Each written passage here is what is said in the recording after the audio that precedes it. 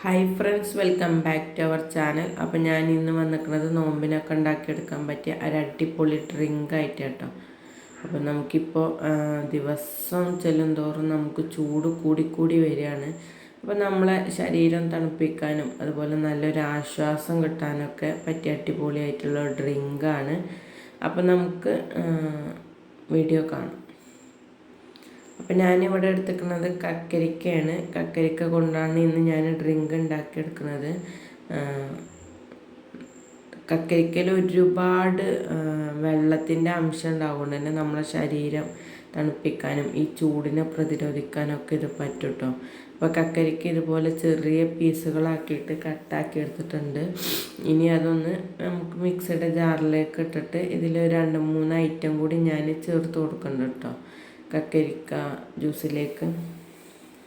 കക്കരിക്ക നമ്മളെ ശരീരത്തിനൊക്കെ ഒരുപാട് നല്ലതാണ്. വെള്ളം ഉണ്ടാവാനും അതുപോലെ ക്ഷീണത്തിനൊക്കെ നമ്മൾ സലാഡ് കഴിക്കുമല്ലോ, അതുപോലെ അസുഖങ്ങൾ വരാതിരിക്കാനൊക്കെ നല്ലോണം കക്കരിക്ക നമ്മളെ സഹായിക്കും കേട്ടോ. നമ്മൾ പ്രത്യേകിച്ച് തന്നെ ഈ ഷുഗറും പ്രഷറൊക്കെ ഉള്ളവർ കക്കരിക്കല്ലേ കഴിക്കുക. അപ്പോൾ ഇത് മധുരമില്ലാതെ ഇപ്പം ഞാൻ ഷുഗർ ആഡ് ചെയ്യുന്നുണ്ട്. ഇനി ഷുഗറും പ്രഷറൊക്കെ ഉള്ളവർ ഇതെന്ത് ചെയ്യാം, മധുരം ആഡ് ചെയ്യാതെ കഴിക്കട്ടോ. ഇതിലേക്ക് ഞാൻ ടേസ്റ്റ് കൂട്ടാൻ 2 ചെറുപഴം ഇട്ട് കൊടുക്കുന്നുണ്ട് കേട്ടോ. 2 ചെറുപഴം ആഡ് ചെയ്യുമ്പോൾ ഇതിൻ്റെ ടേസ്റ്റ് ഒന്ന് മാറി നിൽക്കും. അതായത് ആ കക്കരിക്കൻ്റെ ആ ഒരു പച്ചച്ചോവയൊക്കെ ഒന്ന് മാറി നല്ലൊരു ടേസ്റ്റ് ആവും കേട്ടോ. എന്നിട്ട് അതിലേക്ക് പാലൊഴിക്കുക, അടിച്ചെടുക്കുകയാണ് ചെയ്യണത്. അപ്പോൾ 2 ചെറുപഴം ഉണ്ടെങ്കിൽ, അല്ലെങ്കിൽ റോബസ്റ്റ് പഴമായാലും നേന്ത്രപ്പഴമായാലും ഒന്നും കുഴപ്പമില്ല, എന്താണെങ്കിലും കുഴപ്പമില്ല കേട്ടോ.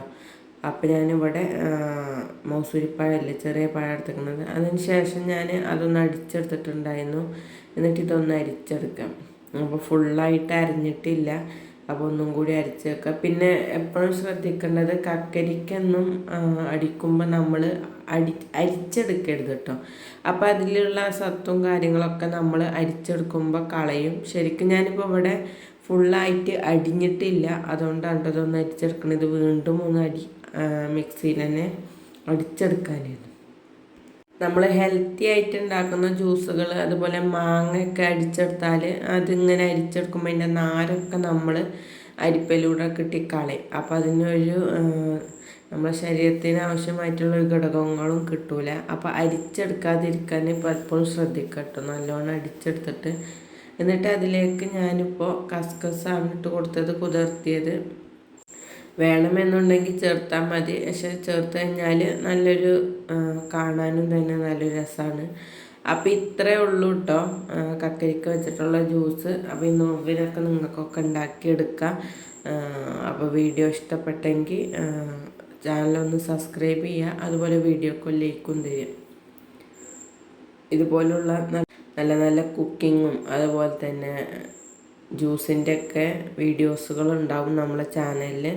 അപ്പോൾ സ്കിപ്പ് ചെയ്യാതെ വീഡിയോ കാണുക. ഇതുപോലുള്ള കക്കരിക്ക ജ്യൂസൊക്കെ ഒന്ന് അടിച്ച് നോക്കിയിട്ട് അതിൻ്റെ ഫീഡ്ബാക്കൊക്കെ ഒന്ന് കമൻറ്റിലിടുക. നല്ല ടേസ്റ്റാണ്, നമുക്ക് വലിച്ചു കുടിക്കാനൊക്കെ പറ്റുന്ന തരത്തിലോട്ടോ. നല്ല കട്ടിക്കൊന്നും അടിച്ചെടുക്കണ്ട, നല്ല ടേസ്റ്റുമാണ്, നമ്മളെ ദാഹം മാറാൻ പറ്റും. അപ്പോൾ അടുത്തൊരു വീഡിയോ ആയിട്ട് വരണ്ട്. അതുവരെ എല്ലാവർക്കും ബൈ ബൈ.